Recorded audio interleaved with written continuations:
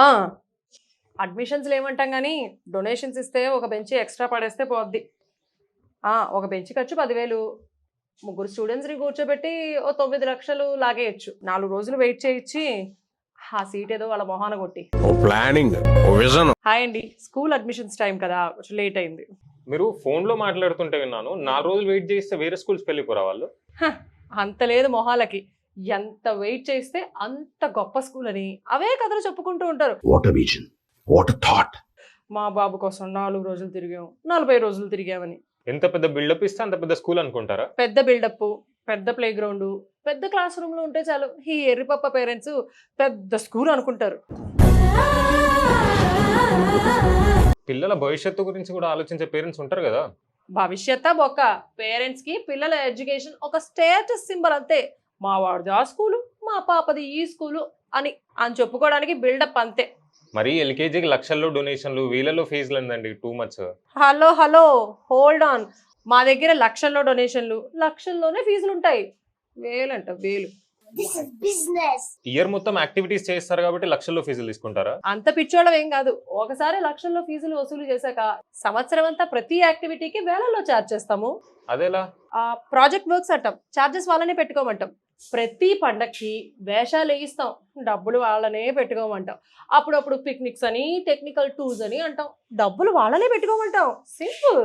నేను నా లైఫ్ లో ఇలాంటి మనిషిని చూడలేదు, ఇంకా చూడనేమో. మరి ఇయర్ బిగినింగ్ లో కట్టిన ఫీజు దేనికోసం? అది ట్యూషన్ ఫీజు మాత్రమే, మిగతావన్నీ యాడ్ ఆన్స్. పేరెంట్స్ రక్తం తాగుతున్నారు కదండి మీరు. పందికి లేని బురదకు ఎందుకు ఉంటుందండి? మా స్కూళ్ళ ముందే లైన్లు కట్టి మరి, అడ్డమైన ఫామ్స్ ఫిల్ చేసి మరి, ఆఫీసులకు లీవులు పెట్టి మరి, మా నెత్తి మీద లక్షలు పోసి మరీ వస్తుంటే మేము రక్తం తాగుతున్నాం అంటారేంటండి? సరే, స్కూల్ బస్ విషయానికి వద్దాం. మీ బస్లకు చాలా వాటికి ఫిట్నెస్ లేదంట కదా. 4 టైర్లు, ఒక స్టీరింగ్, ఒక డొక్కు ఇంజిన్ ఉంటే చాలు. ఏం మాట్లాడుతున్నావురా నువ్వు? నీకేమైనా బుర్రున్నదారా? ఫిట్నెస్ ఎవరికి కావాలండి? అయినా ఈ రోజుల్లో ఫిట్నెస్ ఎవరికి? నీకుందా? నాకుందా? అయిందా?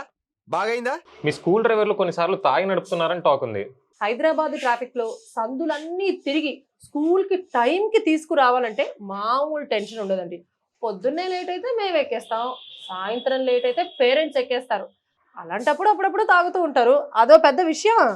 ఇవన్నీ ఎవరైనా పసిగడతారని మీకు భయం లేదా? నా వెనక ఎవరెవరు ఉన్నారో మీకు తెలియదు సార్, వాళ్ళందరికి నేను కావాలి సార్. పోలీసుల నుంచి పొలిటీషియన్ల దాకా అందరూ మా వాళ్ళకి సీట్లు ఇవ్వండి అని మమ్మల్ని అడుక్కునే వాళ్ళే. వాళ్ళని చూస్తే మాకు భయం ఏంటండి?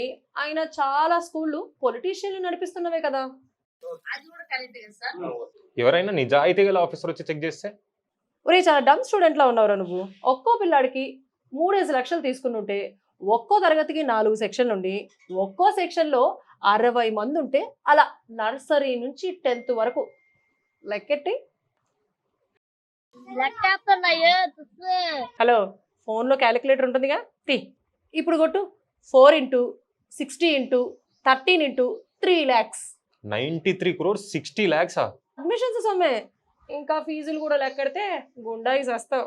అంత పెద్ద దందానా ఇది? అందుకే ఎంత నిజాయితీ ఆఫీసర్ వచ్చినా ఓ 2 కోట్లు పొలిటీషియన్ మొహాన కొడితే ట్రాన్స్ఫర్ చేయించేస్తాడు. బాగుంది. అందుకేనా మొన్న మీ స్కూల్లో డ్రగ్స్ దొరికిన 2 రోజులు న్యూస్ మాయమైపోయింది. స్కూల్లో డ్రగ్స్ అనేది ఒక స్టేటస్ సింబల్. స్కూల్ పిల్లలు డ్రగ్స్ వాడుతున్నారంటే అది ఒక రేంజ్ స్కూల్ అని అర్థం. పిల్లల్ని 10 సంవత్సరాలు మీ చేతిలో పెడుతున్నారు చూడు, ఆ పేరెంట్స్ కాళ్ళు మొక్కాలే. నీకు పిల్లలు ఉన్నారా? నాకు పెళ్లి కాలేదండి. ఇప్పుడే అడ్వాన్స్ పేమెంట్ కొడితే ఓ 10,000 కన్సెషన్ ఇస్తాం. మరి ఎలాగో మా స్కూల్లో వెయిటింగ్ పీరియడ్ 5 ఏళ్ళు. బంగ్లాదేశ్ చొరబాటుదారులకు, రోహింగ్యార్లకు 500 ఇచ్చి మీలాంటి వాళ్ళని లేపేస్తే దరిద్రం పోద్ది. Uneducated brute. అవతల వాళ్ళు ఎదుగుతూ ఉంటే సహించలేరురా నీలాంటి వాళ్ళు. బాయ్.